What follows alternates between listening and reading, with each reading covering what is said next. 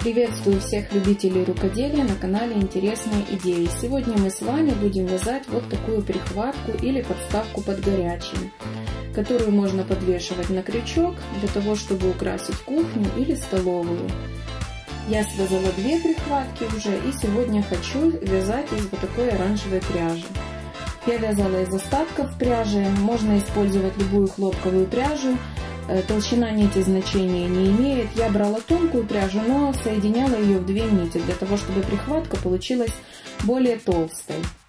Для работы вам также понадобится крючок, ножницы и иголка с широким ушком.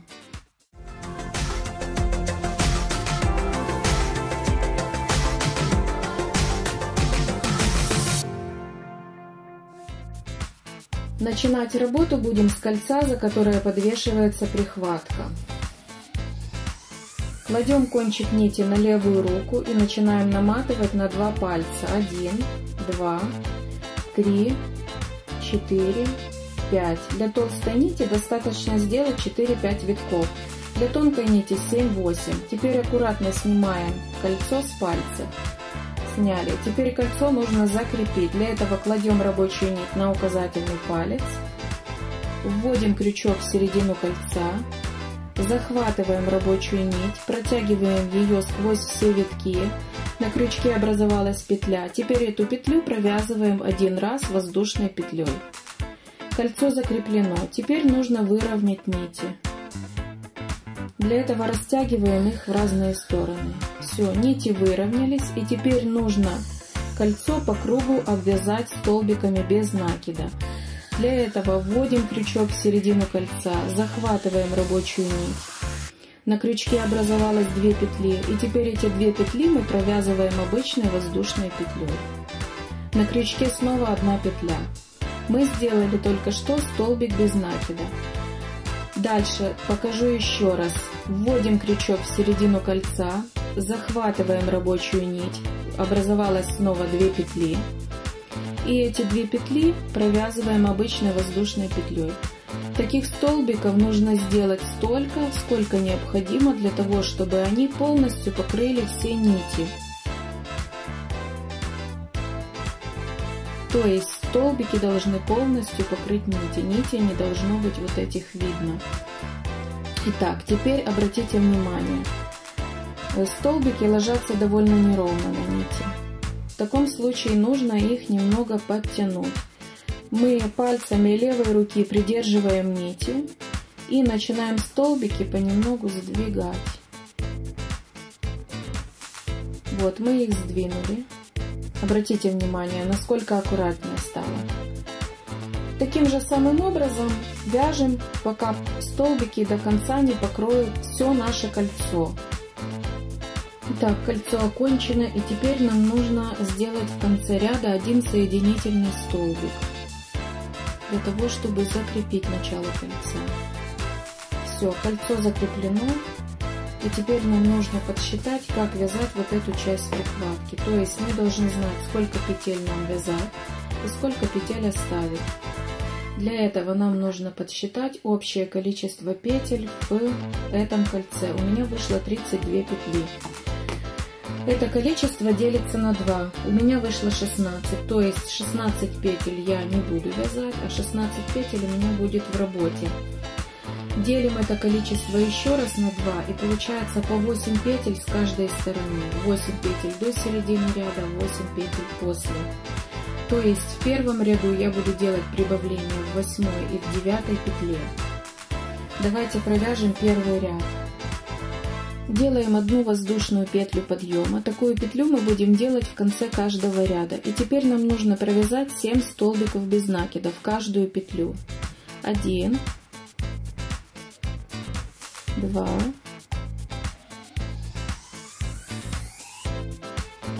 3, 4, 5, 6, 7. Теперь внимание, в 8 и в 9 петлю мы должны сделать по 2 столбика без накида. 1, и в ту же самую дырочку колем крючок и вытягиваем, делаем еще один столбик без накида. В 9-ю делаем то же самое. 1 и в ту же самую дырку 2. До конца ряда снова вяжем 7 столбиков. 1, 2, 3, 4, 5, 6, 7. Итак, мы закончили первый ряд, и теперь получается, что благодаря прибавлениям общее количество рабочих петель у нас уже не 16, а 18. Соответственно, это количество нам нужно разделить на 2. Получается 9 петель. То есть прибавление во втором ряду мы будем делать в 9 и в 10 петле. Чтобы каждый раз не считать, я заранее заготовила для себя схему прибавления для 40 рядов и буду по этой схеме вязать до конца прихватки.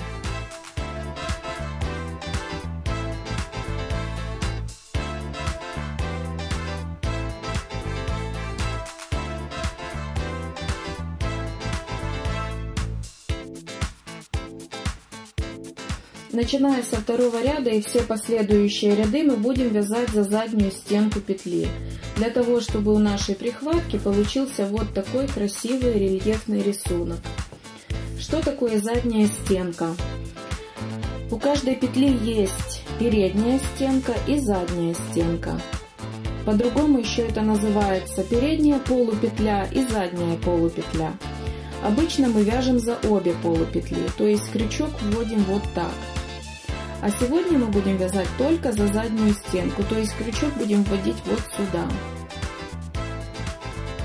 Итак, давайте провяжем второй ряд за заднюю стенку. Делаем одну воздушную петлю подъема и переворачиваем вязание. Теперь внимание, нам нужно правильно найти первую петлю, чтобы сделать в нее первый столбик без накида. Многие здесь допускают ошибку, вводят крючок не в первую петлю, а сразу во вторую, вот сюда. Первая петля у нас находится вот здесь. Ее можно не заметить, она часто прячется за рабочей нитью. Итак, вводим крючок в первую петлю и делаем в нее первый столбик без накида. 1, 2, за заднюю стенку все делаем. 3, 4, 5,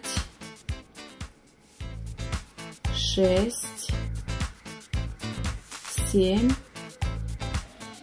8. Мы сделали 8 столбиков без накида за заднюю стенку. Теперь в 9 и в 10 петлях нам нужно сделать каждую петлю по 2 столбика, для того, чтобы во втором ряду получилось прибавление. Итак, 1, 2 и следующая петля 1 и в ту же самую петлю 2.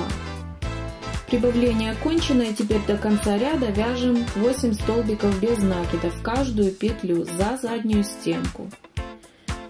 Этот момент очень важен. За заднюю стенку всегда вяжите. 1, 2, 3, 4, 5, 6, 7, 8.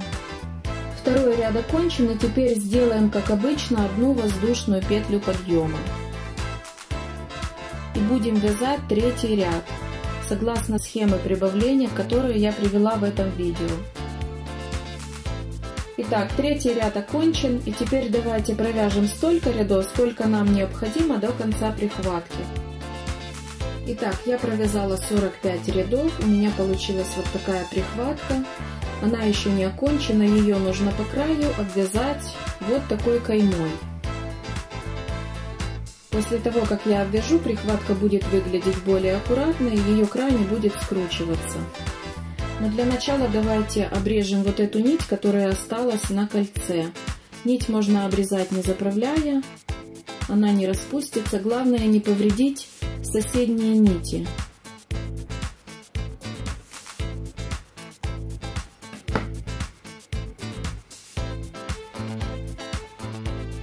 Теперь будем обвязывать прихватку по краю соединительными столбиками. Нам нужно обвязать вот эту сторону, кольцо, и вот эту сторону. Низ прихватки мы трогать не будем, его обвязывать не нужно, он и так ровный. Край прихватки будем обвязывать соединительными столбиками. Нужно сделать так, чтобы крючок заходил в каждый ряд, то есть вот в эту дырочку и в этот горбик, снова в дырочку, горбик, и так до конца ряда, пока не провяжем до колечка. Итак, первый у нас идет горбик, вводим в него крючок, захватываем рабочую нить и протягиваем эту нить через петлю, которая у нас уже есть. На крючке осталась одна петля. Дальше у нас идет дырочка, вводим в нее крючок, захватываем рабочую нить и эту нить протягиваем через петлю, которая у нас есть. Итак, вяжем дальше. Снова выпуклость, выпуклость, вводим крючок, захватываем рабочую нить и протягиваем через петлю. Дальше дырочка.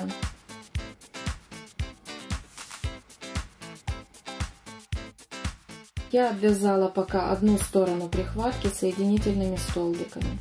Такими же столбиками я буду обвязывать кольцо.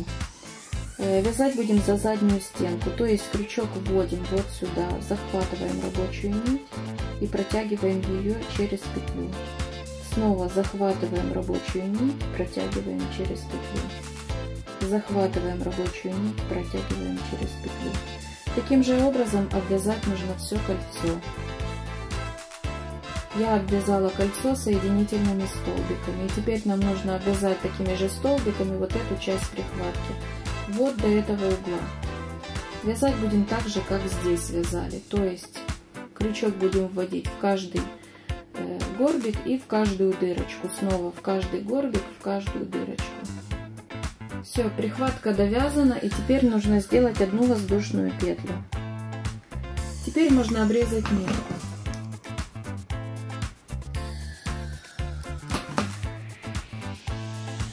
Вытягиваем эту нитку из воздушной петли и хорошенько ее затягиваем. Теперь нам нужно кончик нити спрятать в прихватке. Для этого пользуемся иголкой с широким ушком.